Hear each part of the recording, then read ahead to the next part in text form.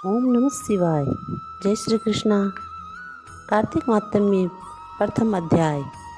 श्री कृष्ण और सत्यभामा संवाद तथा कल्प वृक्ष की कथा। नैमिषारण्य तीर्थ में श्री सुतजी महाराज ने 11,000 सुनकादि ऋषियों से बोले, अब मैं आपके सामने कार्तिक महात्म्य की श्रेष्ठ कथा कहता हूँ, जिसे सुनकर सब मनुष्य सब प्रकार के पापों से छुटकर अंत में वैकुंठ को प्राप्त कर लेते हैं। सुतजी कहने लगे, श्री कृष्ण जी से आज्ञा लेकर नारद जी के चले जाने पर सत्यभामा प्रसन्न होकर श्री कृष्ण जी से बोली, हे नाथ, मैं कृतार्थ भई, मेरा जीवन सफल हो गया। मेरे माता पिता धन्य है और मैं भी धन्य हूँ, जिन्होंने मुझ जैसी त्रिलोक्य सुंदरी को जन्म दिया, जो आपकी 16,000 रानियों में सबसे अत्यधिक प्यारी महारानी हुई। मैंने वह कल्प वृक्ष आदि पुरुष आपके साथ नारद जी को विधि विधान पूर्वक दान में दे दिया, जिसकी बात को मैं मृत्युलोक में रहने वाले कोई भी मनुष्य तथा जंतु नहीं जानते हैं। आज वही कल्प वृक्ष मेरे आंगन में सदा लहराया करता है। हे स्वामीन, अब इस समय मैं आपकी प्रिय पत्नी हूँ, इसलिए अब मैं आपसे कुछ पूछना चाहती हूँ। यदि आप मुझ पर प्रेम करते हैं तो विस्तार पूर्वक कहिए, जिसे सुनकर मैं अपने हित के लिए कोई कार्य करूँ, जिसके करने से कल्प पर्यंत भी आप मुझसे विमुख न हो जाए। सुत जी कहने लगे, सत्यभामा के ऐसे आश्चर्यपूर्ण वचनों को सुनकर श्री कृष्ण जी हंसते हुए विलास भावपूर्वक सत्यभामा की बाँह पकड़कर तथा अनुचरों को वहीं रोककर कल्प वृक्ष के नीचे चले गए और बोले, हे प्रिय, 16,000 स्त्रियों में से तुम मुझे प्राणों के समान प्रिय हो। तुमसे ज़्यादा और कोई रानी प्रिय नहीं है। तुम्हारे लिए देवताओं और देवराज इंद्र से भी मैंने विरोध किया था।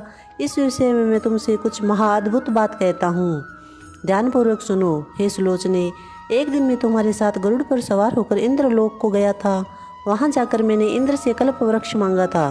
तब इंद्र के मना कर देने पर गरुड़ का इंद्र से घोर युद्ध हुआ। गोलोक में गौओं और गरुड़ के युद्ध में गरुड़ की चोंच से गौओं के कान और पूंछ कटकर जो पृथ्वी पर गिरे, उनके कान से तम्बाकू और पूंछ से गोभी तथा रुधिर बहा था। उसमें मेहंदी उत्पन्न हुई थी, जिनके सेवन करने से मोक्ष की प्राप्ति नहीं होती है। और गौओं के सींग से गरुड़ के 3 पंख पृथ्वी में गिर पड़े। इनसे नीलकंठ, मोर और चकवा चकवी उत्पन्न हुए, जिनके दर्शन करने से गरुड़ जी के दर्शनों के बराबर फल होता है और मेरे लोक की प्राप्ति होती है। हे प्रिय, जब तुम्हें हर चीज़ दे सकता हूँ, हर एक कार्य पूरा कर सकता हूँ और हर बात तुमसे कह सकता हूँ, तो क्या तुम्हारे आश्चर्यजनक प्रश्न का उत्तर नहीं दूंगा? हे प्रिय, तुम्हें जो पूछना है सो पूछो, मैं बताऊंगा। यह सुनकर सत्यभामा बोली, हे नाथ, पूर्व जन्म में मेरा कैसा स्वभाव था, मैं किसकी पुत्री थी, मैंने कौन से दान व्रत तथा तप किए थे जिससे मुझे मृत्युलोक में जन्म लेना पड़ा, और ऐसे कौन से शुभ कार्य किए कि यहाँ आकर आपकी अर्धांगिनी हुई और आप गरुड़ पर सवार होकर मुझे अपने साथ लिए इंद्र आदि देवताओं के स्थान में घूमते हो। तब भगवान श्री कृष्ण ने कहा, हे कांते, तुम पूर्व जन्म में कौन की पुत्री थी, कौन से पुण्य और आदि तथा शुभ कार्य किए थे, वह सब मैं तुमसे कहता हूँ, ध्यानपूर्वक सुनो। पूर्व समय में सतयुग के अंत अर्थात त्रेता युग में मायापुरी में अग्निहोत्र अत्रि गोत्र में सबके वेद वेदांगों और यज्ञों का जानने वाला देव शर्मा नामक ब्राह्मण रहता था। वह नित्य प्रति अतिथियों की सेवा, हवन और सूर्य भगवान की पूजा किया करता था, इसलिए वह सूर्य की तरह बड़ा तेजस्वी था। उस ब्राह्मण के घर में बुढ़ापे में एक गुणवती नाम की सुशील कन्या उत्पन्न हुई।